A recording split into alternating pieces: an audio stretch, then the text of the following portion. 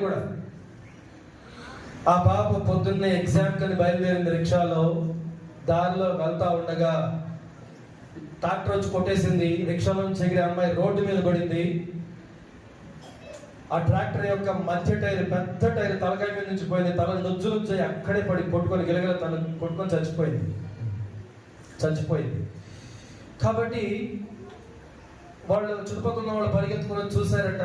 ఈ అమ్మాయి ఎవరు ఏంటి అని చూస్తే ఆ అమ్మాయి ఎక్కడికి వెళ్ళినా బైబిల్ తీసుకెళ్ళి అలవాటు ఉంటుంది ఆ పాపకి. అదొక రకమైన భక్తి, కొంతమందికి ఉంటుంది అలవాటు, కానీ మారు మనసు ఉండదు. కాబట్టి ఆ బైబిల్లో తీర్మానం కార్డు ఉంది.